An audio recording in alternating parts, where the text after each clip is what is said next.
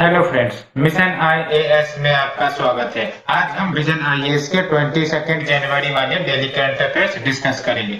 So friends, let's move to the first article. तो basically RBI report में small finance banks के performance को analyse किया गया है। हम जानेंगे क्या फाइंडिंग्स है। तो basically the first finding is कि स्मॉल फाइनेंस बैंक्स बेसिकली काफी माइन्यूट पोर्शन कंस्टिट्यूट करते हैं फाइनेंशियल सेक्टर में। आपको पता होना चाहिए कि फाइनेंशियल सेक्टर की जब हम बात करते हैं तो इसमें बैंक्स आ जाते हैं, एनबीएफसी आ जाते हैं, इंश्योरेंस सेक्टर आ जाते हैं, और बैंकों में भी क्या स्मॉल फाइनेंस बैंक आ जाते हैं, शेड्यूल कमर्शियल बैंक्स आते हैं, कोऑपरेटिव बैंक्स आते हैं। तो जो स्मॉल फाइनेंस बैंक का शेयर है फाइनेंशियल सेक्टर में काफी माइन्यूट है। आप देख सकते हो जो टोटल एसेट है फाइनेंशियल सेक्टर में उसका ओनली 0.4% शेयर ये ऑक्युपाई करता है एज पर डाटा मार्च 2019। और क्या फाइंडिंग्स रही है? तो स्क्यूड जियोग्राफिकल एक्सपेंस, यानी कि small finance bank mostly concentrated है आपके सदर्न, वेस्टर्न, नदर्न रीजन्स में, जबकि अगर हम नॉर्थ ईस्टर्न रीजन की बात करें या फिर जो ईस्टर्न रीजन जैसे हमारे बिहार, झारखंड हो गए, यहाँ पर इनकी संख्या काफी कम होनी क्या चाहिए थी कि इनकी संख्या इन रीजन में ज्यादा होनी चाहिए थी, क्योंकि आपको पता होंगे कि जो शेड्यूल कमर्शियल बैंक्स होते हैं वो प्रॉफिटेबिलिटी पे काम करते हैं, और अगर उनको प्रॉफिटेबिलिटी नहीं मिली तो वहां वो बैंक ब्रांच नहीं सेटअप करते। दैट्स व्हाई रूरल एरियाज में आपको शेड्यूल कमर्शियल बैंक के ब्रांचेस बहुत कम मिलते हैं। सो स्मॉल फाइनेंशियल बैंक्स के स्क्यूड ज्योग्राफिकल एक्सपेंस है। अन्य क्या क्या फाइंडिंग है? तो एसेट कंसंट्रेशन, ये भी एक स्क्यूड डाटा ही है कि आप देख सकते हो top 3 small financial bank account 60% of the total assets of all small finance bank in March 2020। यानी कि स्मॉल फाइनेंस बैंक्स की जो भी संख्या हो, 10 हो, 50 हो, लेकिन जो टॉप 3 एसएफबीज है वो 60% of the total asset occupy करते हैं। तो ये तीन एक प्रकार से वीकनेस हो गई जो आप मेंस आंसर राइटिंग में यूज कर सकते हो। फोर्थ की फाइंडिंग क्या है? Impressive focus on priority sector lending, particularly very small size loan. तो इसमें तारीफ की गई है स्मॉल फाइनेंस बैंक की कि इनको जो टारगेट दिया गया है प्रायोरिटी सेक्टर लेंडिंग को लोन देने की, तो उसमें इन्होंने अच्छा वर्क किया है। आप देख सकते हो कि पीएसएल यानी प्रायोरिटी सेक्टर लेंडिंग, आपको पता होनी चाहिए कि एक रिक्वायरमेंट होती है हर बैंक की कि वो certain credit in PSL marked quota वाले इंडिविजुअल्स या कंपनीज को दे।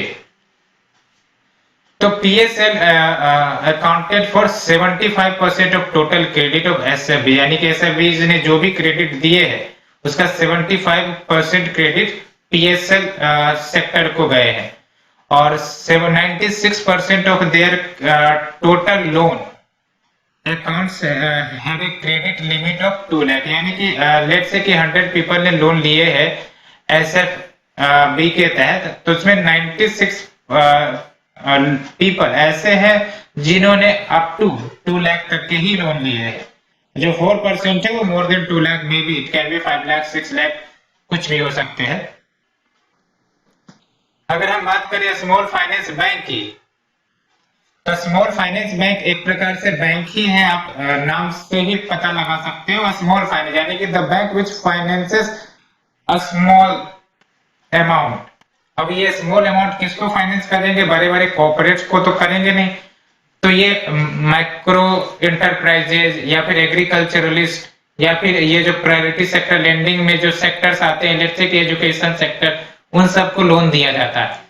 तो ये small finance bank basically it is a bank जो आरबीआई के द्वारा क्रिएट किया गया था विच इज एन ऑब्जेक्टिव कि फाइनेंशियल इंक्लूजन किया जाए। फाइनेंशियल इंक्लूजन का मतलब एक प्रकार से कि हर लोगों के पास बैंकिंग फैसिलिटीज हो और हर लोग ऑर्गेनाइज्ड इंस्टीट्यूशन से क्रेडिट का लाभ उठाए, साथ ही साथ जो भी गवर्नमेंट स्कीम्स लोगों के पास पहुंचती है वो डायरेक्ट इनके बैंकिंग खाते में ही मिले,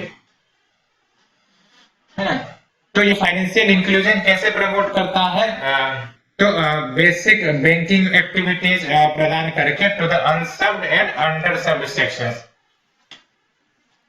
और ये small finance bank small businesses units की मदद करते हैं, इन्हें लोन प्रदान करते हैं, स्मॉल एंड मार्जिनल फार्मर्स को सर्व करते हैं, अनऑर्गेनाइज्ड सेक्टर एंटिटीज सबको भी सर्व करते हैं। अगर हम स्मॉल फाइनेंस बैंक्स के क्राइटेरिया की बात करें कि who can open A small finance bank, या फिर तो स्मॉल फाइनेंस बैंक्स के क्राइटेरिया को क्वालिफाई करने के लिए मिनिमम नेट वर्थ जो होना चाहिए वो 2 बिलियन का होना चाहिए। Earlier it was 1 billion. और जो शेड्यूल कमर्शियल बैंक्स होते हैं, है ना, जो आरबीआई के एक शेड्यूल में मेंशन होते हैं, that's why it is called schedule commercial bank, तो उनके जो मिनिमम नेट वर्थ एसेट होने चाहिए वो 5 बिलियन रुपए होनी चाहिए। स्मॉल फाइनेंस बैंक्स को मैंडेटरी किया गया है कि वो 75% यानी कि मिनिमम 75% जो एडजस्टेड नेट बैंक क्रेडिट या सिंपली कहें जो लोन देते वो प्रायोरिटी सेक्टर्स को जाने चाहिए। जबकि अगर हम शेड्यूल कमर्शियल बैंक्स की बात करें तो उनके लिए पीएसएल कोटा 40% है। और considering their focus on a small sized credit, minimum 50% of their loan portfolio should comprise loans of up to 25 lakh, यानी कि जो भी वो जितने भी पर्सन्स को लोन देते हैं उसमें से 50% जो इंडिविजुअल्स या कंपनी होंगे वो होंगे जिन्हें अप टू 25 लाख तक के लोन की रिक्वायरमेंट हो। यानी कि लेट्स से कि 100 कंपनीज या एंटिटीज है जो एसएफबीज के यहाँ से लोन लेने आए हैं, तो 50 पर्सन या कंपनीज तो ऐसे होनी ही चाहिए मिनिमम जिनको अप टू 25 लाख तक के लोन की जरूरत हो। बाकी के 50% में वो बिग अमाउंट का भी लोन दे सकते हैं किसी को भी, लेट्स से कि 30 लाख 40 लाख, लेकिन 50% रिजर्व है कि 25 लाख तक के रिक्वायरमेंट वाले कंपनी या व्यक्ति को लोन दिया जाए। Minimum capital to risk weighted asset जो एसएफबीज के लिए है वो 15% फिक्स किए गए हैं। Capital to risk weighted asset का सिंपली मतलब क्या है, तो लेट्स से कि बैंक है उसका एक अपना कैपिटल होता है, कैपिटल यानी कि पूंजी जो उसने बैंक स्थापित करने वक्त लगाई है। साथ ही साथ बैंक का फंक्शन क्या होता है, लोन देना। अब वो लोन डिफरेंट सेक्टर को दे सकते हैं, डिफरेंट कंपनीज को दे सकते हैं। तो उन सारे लोन्स का एक प्रकार से रिस्क वेट असाइन किया जाता है, क्योंकि आपको पता है जब भी लोन दिए जाते हैं तो वो आ भी सकते हैं नहीं भी आ सकते, वो एक रिस्क होता है। तो अकॉर्डिंगली रिस्क वेट असाइन किए जाते हैं, उसका एक अपना मैकेनिज्म होता है, हमें उस मैकेनिज्म में जाने की जरूरत नहीं है। तो उसके आधार पर CRAR यानी कि capital to risk weighted asset ratio निकाला जाता है और वो 15% होने ही चाहिए। उससे So let's move to the next article. It is about US to rejoin Paris Climate Accord, World Health Organization। तो आपको भी पता है ट्रंप एडमिनिस्ट्रेशन के जाने के बाद और Joe Biden as a new president के आने के बाद जो बिडेन ने डिसीजन लिया था कि वो क्लाइमेट अकॉर्ड को फिर से साइन करेंगे, वर्ल्ड हेल्थ ऑर्गेनाइजेशन के साथ फिर से जुड़ेंगे और अन्य ऑर्गेनाइजेशन के साथ भी जुड़ेंगे और फंड करेंगे, जिसकी फंडिंग ट्रंप एडमिनिस्ट्रेशन में रोक दी गई थी। तो अगर यूएस रीज्वाइन करता है तो इससे यूएस का कोऑपरेशन स्ट्रेंथन होगा यूनाइटेड नेशंस के साथ और ग्लोबल हेल्थ को बूस्ट करने में और क्लाइमेट चेंज कम्बेट करने में काफी मदद देश भर या फिर दुनिया को मिलेगी। क्योंकि आपको भी पता है क्लाइमेट चेंज कम्बेट करना एक व्यक्ति का काम नहीं है, it is a global issue और काफी ज्यादा फंड और टेक्नोलॉजी की जरूरत होती है और वो टेक्नोलॉजी हमें यूएस प्रदान कर सकता है।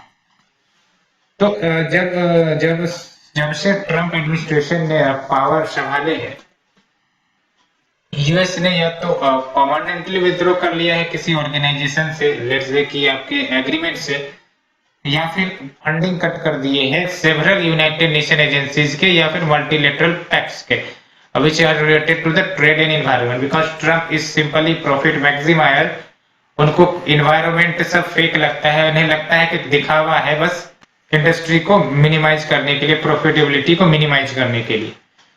तो क्या क्या एग्रीमेंट डिस्कशन में था या फिर ऑर्गेनाइजेशन डिस्कशन में था जिसकी फंडिंग को रोकने की बात कही गई थी, उसके बारे में हम डिस्कस करते हैं। ये काफी इंपॉर्टेंट न्यूज आर्टिकल है।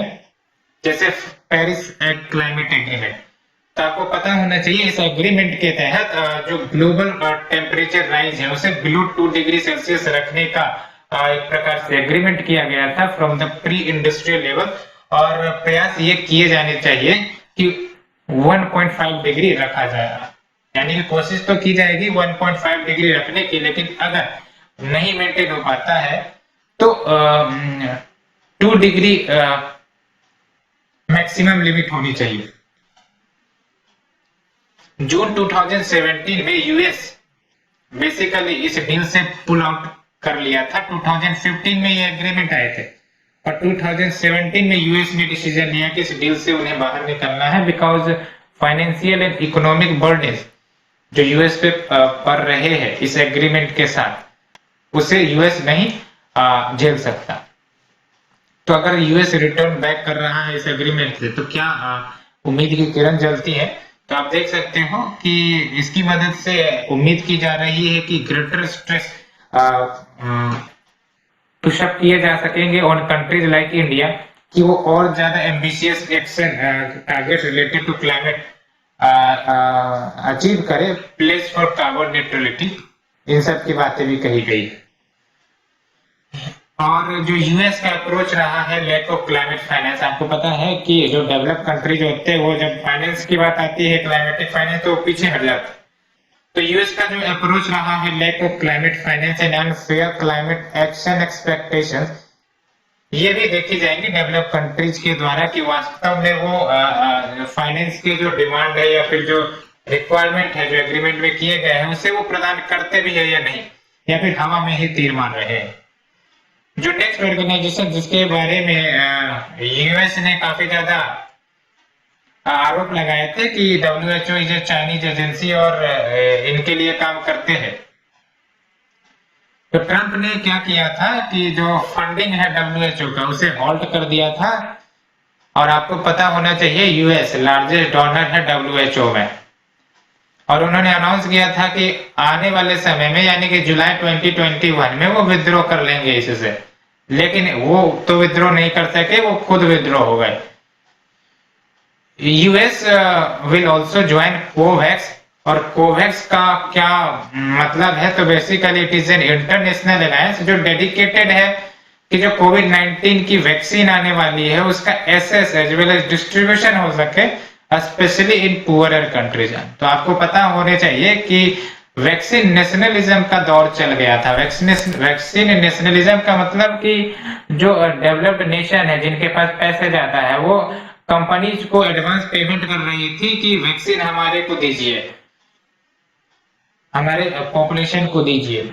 इसके कारण क्या हो रहा है, सप्लाई डिमांड कॉन्स्ट्रेंट और इनइक्वालिटी। कैसे, क्योंकि ये जो पुअर नेशंस होंगे इनको ये वैक्सीन अवेलेबल नहीं हो पाएगी और ये उन बीमारी को झेलने में भी असमर्थ हो जाएंगे। दैट्स वाई कि इन पुअरर कंट्रीज को वैक्सीन का डिस्ट्रीब्यूशन और एक्सेस होना जरूरी था, इसीलिए ये कोवैक्स इंटरनेशनल अलायंस बनाए गए थे और यूएस हो सकता है इसे ज्वाइन करे और कंट्रीब्यूट करे इसमें।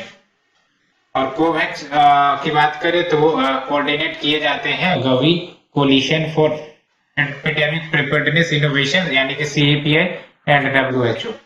The next organization which was in news is UNESCO।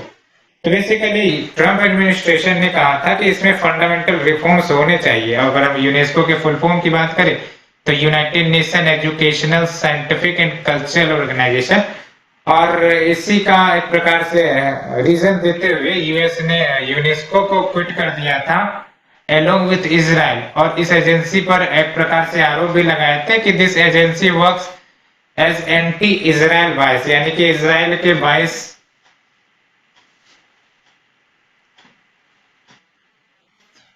The next agreement जो काफी ज्यादा चर्चा में रहा था वो ईरान न्यूक्लियर डील है। आपको पता है कि ट्रंप एडमिनिस्ट्रेशन ने जो 2015 में ईरान न्यूक्लियर डील हुए थे ओबामा एडमिनिस्ट्रेशन में, ट्रंप ने इस डील को कंप्लीटली खारिज कर दिया, यानी कि इस एग्रीमेंट से विद्रोह हो गए विद। और ये जो विद्रोह था वो यूनिलेटरल था, यानी कि जो अन्य कंट्री जिसमें शामिल थे जैसे कि P5+1 एक्सक्लूडिंग यूएस, तो उनसे बिना एक प्रकार से डिस्कशन डिबेट किए हुए इन्होंने विद्रोह कर लिया था।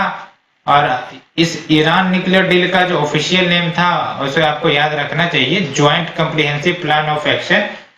और क्या आरोप लगाए थे कि ये जो एग्रीमेंट है वो ईरान के लिए काफी ज्यादा फेवरेबल है और यूएस को ये बेनिफिट नहीं पहुंचाता। जैसा कि मैंने आपको बताया, यूएस प्रॉफिट मैक्सिमाइजर, मतलब अब जो ट्रंप एडमिनिस्ट्रेशन थे वो प्रॉफिट मैक्सिमाइजर के रूप में काम कर रहे हैं, तो इनके लिए जो डील उनको नुकसान करेगी वो उस डील को साइन नहीं करेगी।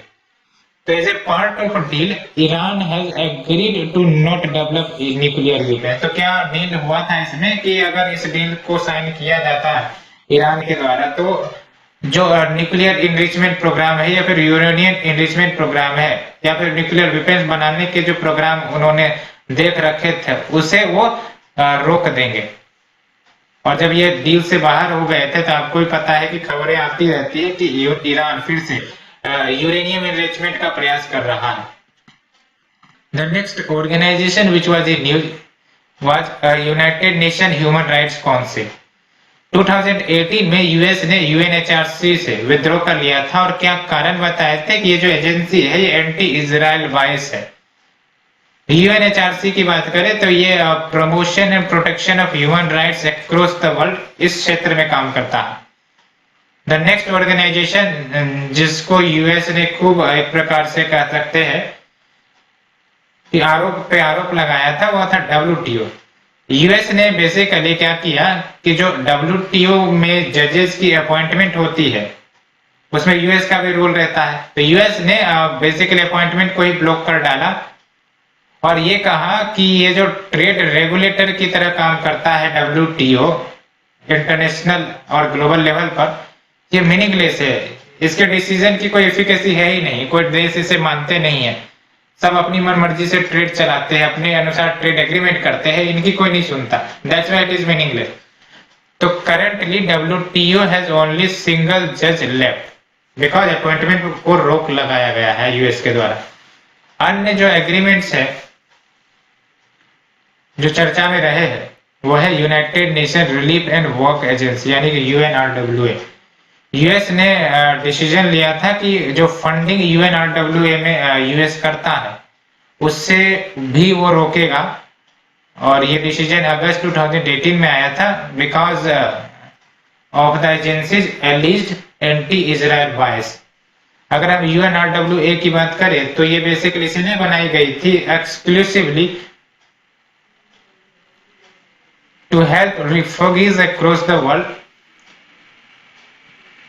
A substantial part of its work जो था वो डायरेक्टेड था towards aiding Palestinian refugees, क्योंकि आपको पता है कि इजराइल के दमनकारी पॉलिसी के कारण काफी बड़ी संख्या में पैलेस्टीनियन रिफ्यूजीज का एक प्रकार से उद्गम हुआ, तो उसको भी एक प्रकार से रिहेबिलिटेट करवाने के लिए UNRWA को कंस्ट्रक्ट किया गया था। द नेक्स्ट ऑर्गेनाइजेशन या फिर सिंपली ये एग्रीमेंट ट्रांस पैसिफिक पार्टनरशिप। तो यूएस ने TPP से भी विद्रोह करने का डिसीजन लिया था और ये जो TPP है यानी कि ये ट्रेड एग्रीमेंट है, प्रेफरेंशियल ट्रेड एग्रीमेंट, जिसमें 12 पैसिफिक रिम कंट्रीज शामिल थे, जिसमें कनाडा है, जापान है, ऑस्ट्रेलिया है और एशियन नेशन है। Let's move to the next article friend. It is about centre urges states and UTs कि वो PM आवास योजना अर्बन का स्पीडी इंप्लीमेंटेशन करे सो दैट रैपिड अर्बनाइजेशन हो सके। तो करंट स्टेटस की बात करें तो टोटल 1.1 करोड़ हाउसेस अप्रूव किए गए थे प्रधानमंत्री आवास योजना अर्बन के तहत और अभी more than 70 lakh houses under various stages of construction के दौरान है और 41 लाख हाउसेस अभी तक कंप्लीट हो चुके हैं। तो आप इसे मेंस आंसर राइटिंग में यूज कर सकते हो, इस स्टेटस का आप इस्तेमाल कर सकते हो। अगर हम प्रधानमंत्री आवास योजना अर्बन की बात करें तो ये 2015 में लॉन्च किया गया था। Ministry of housing and urban affairs का फ्लैगशिप प्रोग्राम है ये। और क्या टारगेट रखे गए थे इसके तहत, तो basically housing for all by 2022। और ये 2022 एक प्रकार से वो साल होगा जब भारत अपने आजादी का 75 ईयर सेलिब्रेट कर रहा होगा। और इसके तहत जो हाउसिंग रिक्वायरमेंट है अर्बन पुअर की, जिसमें स्लम ड्वेलर्स भी आ जाते हैं, उनको एड्रेस किया जाएगा थ्रू 4 वर्टिकल्स। हम 4 वर्टिकल्स की बात करेंगे। और ये याद रखना है कि ये इंटायर अर्बन एरियाज को कवर करते हैं, जिसमें स्टेट्यूटरी टाउन्स आ जाते हैं, notified planning areas, development authorities, special area development authority, ये सारे एरिया आ जाते हैं। और एनी सच अथॉरिटी जो स्टेट लेजिस्लेशन के तहत बनाई गई होगी, जिनको पावर दी गई है, फंक्शन दी गई है अर्बन प्लानिंग और रेगुलेशंस का। प्रधानमंत्री Awas Yojana demand driven approach के फ्रेमवर्क को अडॉप्ट करता है। इसमें क्या होता है डिमांड ड्रिवन अप्रोच में, कि जो हाउसिंग शॉर्टेज, यानी कि किसी भी स्टेट में कितने हाउसिंग शॉर्टेज है, कितने घरों की कमी है, वो डिसाइड होता है based on the demand assessment by the states या यूटी। यानी कि स्टेट स्पेसिफिक स्टेट अपने डिमांड असेसमेंट कराएंगे कि हाँ हमारे राज्य को इतने हाउसिंग की जरूरत है, उस हिसाब से उन्हें फंड एलोकेट किए जाते हैं और कंस्ट्रक्शन फिर किए जाते हैं। लेकिन इस स्कीम के इम्प्लीमेंटेशन चैलेंजेस भी है, जिसमें से तो पहला चैलेंज ये है कि बैंक्स जिन्हें डिसबर्समेंट करने होते हैं एप्लीकेंट्स को, सो दैट वो हाउसिंग कंस्ट्रक्शन कर सके, स्टार्ट कर सके, फाइनल कर सके, बैंक्स जो है उन पैसे को सैंक्शन ही नहीं करती। साथ ही साथ जो अर्बन एरियाज है वहां कॉस्ट ऑफ लैंड आपको भी पता है कितना हाई रहता है, तो जो फाइनेंस दी जाती है वो कहीं ना कहीं कम पड़ जाते हैं हाउसिंग कंस्ट्रक्शन के लिए, स्पेशली इन अर्बन एरिया। तो क्या कंपोनेंट है प्रधानमंत्री आवास योजना अर्बन के, तो हम बात करते हैं। तो फर्स्ट कंपोनेंट इज बीएलसी, यानी कि beneficiary led individual house construction या फिर इनहेंसमेंट। तो बेसिकली गवर्नमेंट ऑफ इंडिया इसके तहत 1.5 लाख पर हाउस का ग्रांट देती है। तो वही बात है, ये ग्रांट कहाँ से मिलेगा, बैंकों से मिलेगी। और अगर बैंक टाइमली डिसबर्स नहीं करती है, उसमें डिले करती है, तो कहीं ना कहीं प्रॉपर इम्प्लीमेंटेशन इस स्कीम का नहीं होता है, प्रोजेक्ट रुक जाते हैं। The next component is CLSS। इसके तहत अफोर्डेबल हाउसिंग प्रदान किए जाएंगे, क्रेडिट लिंक्ड सब्सिडी स्कीम, यानी कि जो इंटरेस्ट सब्सिडी गवर्नमेंट प्रदान करती है 3 to 6.5% तक का इंटरेस्ट सब्सिडी गवर्नमेंट प्रदान करती है। The next component is AHP, यानी कि affordable housing in partnership with private और पब्लिक सेक्टर। और इसमें असिस्टेंट गवर्नमेंट की तरफ से मिलते हैं 1.5 लाख के पर EWS house. The next component is ISSR। तो इसके तहत इन सितु स्लम रीडेवलपमेंट है ना, तो बेसिकली इन सितु यानी कि जहां स्लम रह रहे हैं वहीं पर उनको रीडेवलप किया जाए, वहीं पे मकान बना दिए जाए, सो दैट वो दूसरे जगह ना जाए, सो दैट वो जो बच्चे के एजुकेशन है या फिर जो रोजगार वो करते हैं उस एरिया में उनको ना छीना जा सके। That means in situ slum redevelopment using land as a resource. और गवर्नमेंट ऑफ इंडिया ग्रांट देती है 1 लाख पर हाउस के लिए। Let's move to the next article. It is about Asia and the Pacific Regional Overview of Food Security and Nutrition Report, जो UN agencies के द्वारा release किए गए हैं।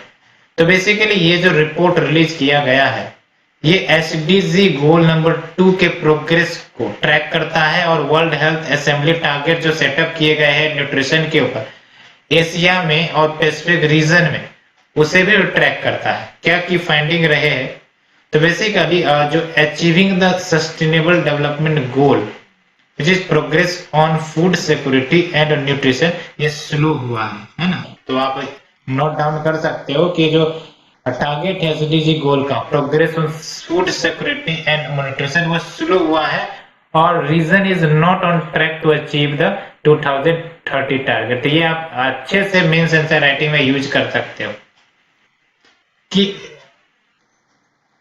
उम्मीद है कि अब जो 2030 के जो टारगेट है फूड सिक्योरिटी और न्यूट्रिशन वाले वो अचीव नहीं हो सकते, क्योंकि अबाउट 1.9 बिलियन पीपल इस रीजन में, जिस रीजन की हमने बात की एशिया एंड पैसिफिक रीजन, वो हेल्दी डाइट अफोर्ड नहीं कर पाते हैं।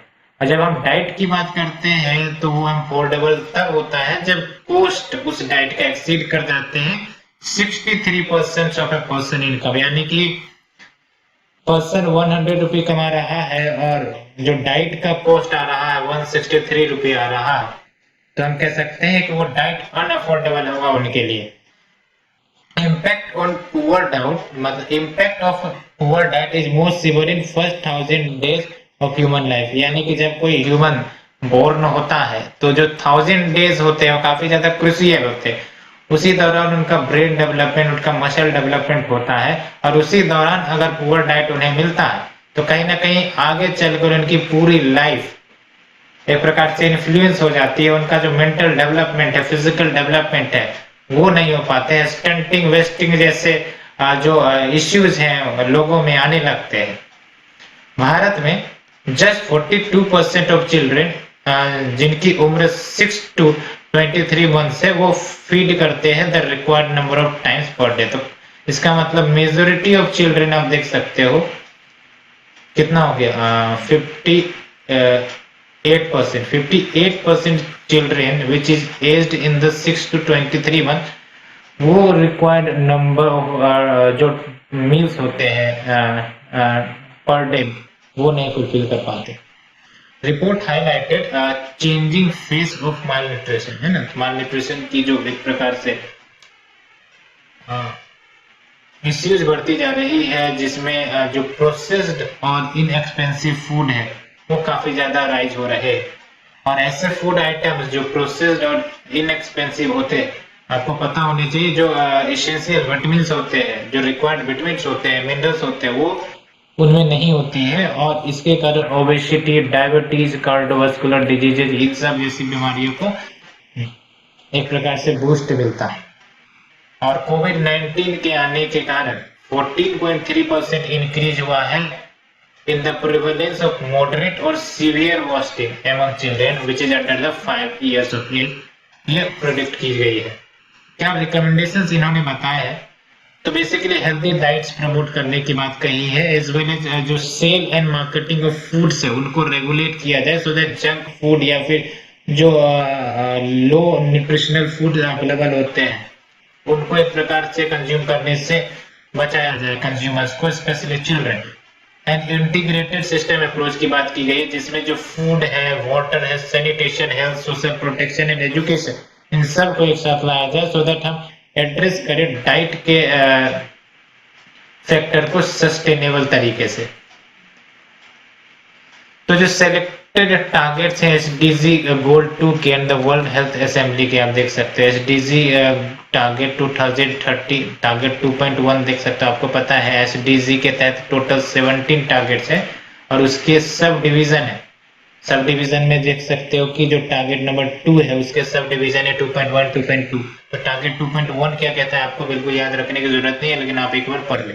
Bye 2030 end hunger and ensure access by all people, in particular the poor and the people in vulnerable situation, जिसमें इन्फेंट शामिल है, उनको सेफ, न्यूट्रिशियस और sufficient food all round available किया जाए। टारगेट 2.2 क्या है कि by 2030 all forms of malnutrition खत्म किए जाए, जिसमें by 2025 achieving the internationally agreed targets on stunting investing in children under 5 years of age and address the nutritional needs of adolescent girls, pregnant and lactating women and older person। अब ये world health assembly target जो 2025 तक में achieve करने, तो ये क्या है, स्टंटिंग 40% रिडक्शन किया जाए नंबर ऑफ चिल्ड्रंस अंडर 5 जो स्टंटेड है। वेस्टिंग के तहत क्या टारगेट रखी गई थी कि reduce and maintain childhood wasting to less than 5%। Breast feeding, basically जो रेट है एक्सक्लूसिव ब्रेस्ट फीडिंग का उसे बढ़ाया जाए in the first 6 month up to at least 50%। Anaemia 50% reduction anaemia के केसेस में कम करने हैं वोमेन में और reproductive age. Low birth weight के क्या टारगेट है, तो 30% reduction in low birth weight की बात कही गई है। Childhood overweight, no increase in childhood overweight, इसकी बात कही गई है। सारे टारगेट 2025 तक और ये 2030 तक। लेकिन एक मेंस क्वेश्चन के लिए आप देख सकते हो कि एसडीजी के टारगेट कहीं ना कहीं फेल्यूर नजर आते दिख रहे हैं। तो क्या इम्प्लीमेंटिंग इश्यू है इनको अचीव करने में, इस पर आप कमेंट करें। ये मेन क्वेश्चंस के लिए आ सकते हैं। Let's move to the short news friend, it is about question hour and zero hour. तो क्वेश्चन आवर और जीरो आवर की बात करें तो बेसिकली सस्पेंड कर दिए गए हैं गवर्नमेंट के द्वारा मॉनसून सीजन में। मॉनसून सीजन अभी जस्ट पास हुआ है, आपको ही पता होगा, और ये रिज्यूम होंगे जब पार्लियामेंट बजट सेशन के लिए मीट होंगे, जो कि जनवरी 29 से ओपन होने वाले हैं। क्वेश्चन आवर की ही अगर हम बात करें तो first hour of A sitting, यानी कि सिंपली कहें कि जो लोकसभा या राज्यसभा होते हैं जब इनकी मीटिंग होती है, यानी कि जब ये बैठते हैं तो 11 बजे से इनकी प्रोसीडिंग्स होती है। तो 11 to 12 आवर, 1 घंटे का जो टाइम है उसको क्वेश्चन आवर कहते हैं। और इसमें होता क्या है कि जो एमपी है यानी कि मेंबर ऑफ पार्लियामेंट, चाहे वो लोकसभा वाले हो या राज्यसभा वाले हो, क्वेश्चन पूछते हैं मिनिस्टर से और उनको अकाउंटेबल ठहराते हैं for functioning of their ministries की। क्वेश्चन कुछ भी हो सकते हैं, उनके डिपार्टमेंट से, उनके मिनिस्ट्री से कुछ रिपोर्ट मांगे जा सकते हैं, सो दैट उनको अकाउंटेबल ठहराया जाए। और डिफरेंट टाइप्स ऑफ क्वेश्चंस पूछे जाते हैं, देख सकते हो आप। स्टेयर्ड क्वेश्चन होते हैं, अनस्टेयर्ड क्वेश्चन होते हैं, शॉर्ट नोटिस क्वेश्चन होते हैं, क्वेश्चंस टू प्राइवेट मेंबर्स भी किए जा सकते हैं। तो ऐसा नहीं है कि सिर्फ मिनिस्टर से ही क्वेश्चन किए जाएंगे, questions can be asked to private members as well. और आप हमें बताइए स्टेयर्ड और अनस्टेयर्ड क्वेश्चंस में क्या डिफरेंस है कमेंट सेक्शन में। अगर हम जीरो आवर की बात करें तो जैसे ही क्वेश्चन आवर एंड होता है उसके बाद इमीडिएटली जीरो आवर की शुरुआत हो जाती है। और यहाँ पर एमपीज वैसे मैटर्स रेज करते हैं जो बिना नोटिस कंसर्न प्रिसाइडिंग ऑफिसर को दिए हुए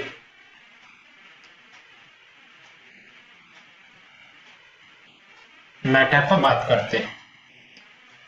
और जीरो आवर का कुछ भी मेंशनिंग रूल्स और प्रोसीजर में नहीं है। हाँ, क्वेश्चन आवर का मेंशन है, जीरो आवर का कुछ भी मेंशन नहीं है। Let's move to the next article which is article 161।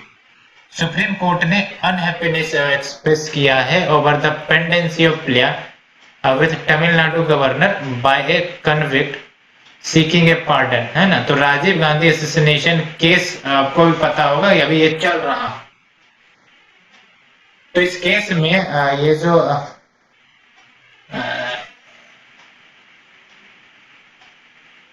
Convict है उसने पार्डन के रिक्वेस्ट डाले थे तमिलनाडु गवर्नर के पास, तो उसका अभी तक रेस्पॉन्स नहीं आया। तो सुप्रीम कोर्ट ने अनहैप्पीनेस इसी बात पे जारी की। तो अंडर आर्टिकल 161 आपको पता होने चाहिए कि गवर्नमेंट के पार्डनिंग पावर होते हैं, यानी कि गवर्नर के पार्डनिंग पावर होते हैं जिसमें वो पार्डन कर सकता है। पार्डन यानी कि कंप्लीट फ्री कर दिया जाए उनको केस से, या फिर रिप्राइव होता है, फिर रिस्पाइट होता है, रेमिट होता है, सस्पेंड होता है, कम्यूट पनिशमेंट, या फिर sentence of any person convicted of any offence against A state law. याद रखना है ये पार्डनिंग पावर स्टेट लॉ के प्रति लागू होता है गवर्नर के लिए, और गवर्नर कभी भी डेथ सेंटेंस को पार्डन नहीं करेगी। डेथ सेंटेंस के पार्डनिंग के पावर किसके पास है? सिर्फ और सिर्फ प्रेसिडेंट के पास है। Let's move to the next article. It is about Northeastern Region Reorganization Act of 1971. तो क्या कंसर्न है, कंटेक्स्ट है? तो प्रधानमंत्री ने जो मणिपुर, त्रिपुरा, मेघालय वहां के लोगों को ग्रीट किया है because of their statehood day, क्योंकि जनवरी 21, 1972 Manipur, Tripura, Meghalaya full fledged state के रूप में बनकर तैयार हुए थे under North Eastern Region Reorganisation Act 1971। और जब ये 3 राज्य क्रिएट हुए थे तो number of states and union territories 21 हो गए थे, जिसमें मणिपुर 19 था, त्रिपुरा 20 और Meghalaya 21। Let's move to the next article. It is about exercise Kavach. तो ये ज्वाइंट मिलिट्री एक्सरसाइज है जिसमें इंडियन नेवी के जो Indian navy, Indian army, Indian air force और इंडियन कोस्ट गार्ड इन सबका ज्वाइंट एक्सरसाइज होता है और ये कंडक्ट किए जाएंगे under the aegis of Andaman and Nicobar command. और ये जो अंडमान एंड निकोबार कमांड है only joint force command of the country, सिर्फ यही वो कमांड है जहां ज्वाइंट फोर्सेस के कमांड मौजूद है। इसके अलावा भारत के कोई भी ऐसे लोकेशन नहीं है जहां पर ये ज्वाइंट फोर्सेस के कमांड मौजूद है, जहां पे ज्वाइंटली ये तीन एक्ट करते हैं। Let's move to the next article. It is about MASCRADE 2021। तो क्या कंटेक्स्ट है? तो movement against smuggled and counterfeit trade यानी कि मास्करेड एनुअल फ्लैगशिप कॉन्फ्रेंस है। कॉन्फ्रेंस यानी कि meeting which is organised by the FICCI यानी कि Federation of Indian Chambers of Commerce and Industry. और ये मास्करेड कॉन्फ्रेंस एक प्रकार से प्लेटफॉर्म प्रदान करता है कि अपॉर्चुनिटी आइडेंटिफाई किए जा सके so that joint action लिए जा सके between the government and private sector and enforcement machinery to combat illegal trade। 1927 में एस्टेब्लिश हुआ था और फिक्की लार्जेस्ट और ओल्डेस्ट एपेक्स बिजनेस ऑर्गेनाइजेशन, याद रखना है फिक्की 1927 और largest and oldest apex business organisation है। और ये तो डेफिनेटली याद रखने कि ये non governmental, not for profit, और ये इंडिया में एस्टेब्लिश हुए थे। Let's move to the next article. It is about रटले hydroelectric project. तो क्या कंटेक्स्ट है? तो कैबिनेट ने इन्वेस्टमेंट प्रपोजल अप्रूव दे दिए हैं for 850 megawatt रटले hydro electric project के लिए। अगर हम इस हाइड्रो इलेक्ट्रिक प्रोजेक्ट की बात करें तो run of river hydro electric power project ये बिल्ट हो रहे हैं चेनाब रिवर, बिल्कुल याद रखना है आपको, चेनाब रिवर के ऊपर बिल्ट हो रहे हैं। और ये कहां पर है? तो Kishtwar district of Jammu and Kashmir. तो काफी अच्छी बात है, जम्मू एंड कश्मीर भी अगला डेवलपमेंटल प्रोजेक्ट जो आप देख रहे हो तो वहां डेफिनेटली रोजगार जैसी संभावनाएं भी जनरेट होंगी ही होंगी। रन ऑफ रिवर प्रोजेक्ट के तहत क्या होता है कि जो नेचुरल डाउनवर्ड फ्लो है रिवर्स का, आपको पता है हिमालयन रिवर काफी ज्यादा हाइट से डाउनवर्ड फ्लो करते हैं, तो उस नेचुरल डाउनवर्ड फ्लो का इस्तेमाल किया जाता है और माइक्रो टरबाइन जनरेटर्स जो लगाए जाते हैं सो दैट टरबाइन मूव कर सके और इसकी मदद से जो एनर्जी जनरेट होगी उससे कैप्चर किया जा सके which are carried by the water। तो currently there is a disagreement between India and Pakistan on Ratle and Krishan Ganga Jhelum river पर जो बनाए गए थे। तो बेसिकली जो इंडिया और पाकिस्तान के बीच डिसएग्रीमेंट इस इश्यू को लेकर है कि जो रेटले डैम बनाए जा रहे हैं भारत के द्वारा चेनाब पर, या फिर किशन गंगा जो डैम बनाए जा रहे थे झेलम रिवर, वो पाकिस्तान नाराजगी जाहिर कर रहा है। Let's move to the next article. It is about Houthis rebel. तो क्या कंटेक्स्ट है? तो यूएस ने डिसाइड किया है कि जो उन्होंने डेजिग्नेशन दिया था यमन के हाउथीज रिबेल को टेररिस्ट का, उसे वो रिविजिट करेंगे और जो सपोर्ट दिए जाते थे devastating Saudi offensive against them, उस सपोर्ट को भी विद्रॉ किया जाएगा, है ना। तो सऊदी को बेसिकली सपोर्ट किया जाता था फाइनेंशियली कि आप इस हाउथीज रिबेल के खिलाफ वर्क करें, इस सपोर्ट को भी विद्रॉ किया जाएगा यूएस के द्वारा। अगर हम बात करें हाउथीज की तो ये शिया रिबेल है और ये यमन के नदर्न प्रोविंस यानी कि शडा वहां से बिलोंग करते हैं and it borders Saudi Arabia and have been locked in a complex war with the government.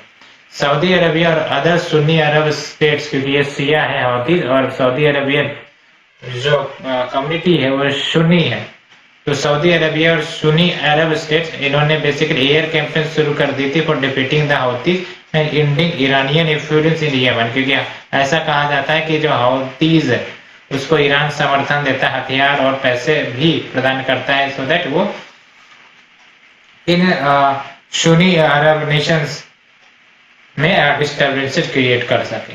So friends, ये थी हमारी आज की न्यूज। होप आप लोगों को पसंद आई होगी, और अगर पसंद आ रही है तो प्लीज लाइक शेयर सब्सक्राइब जरूर करें।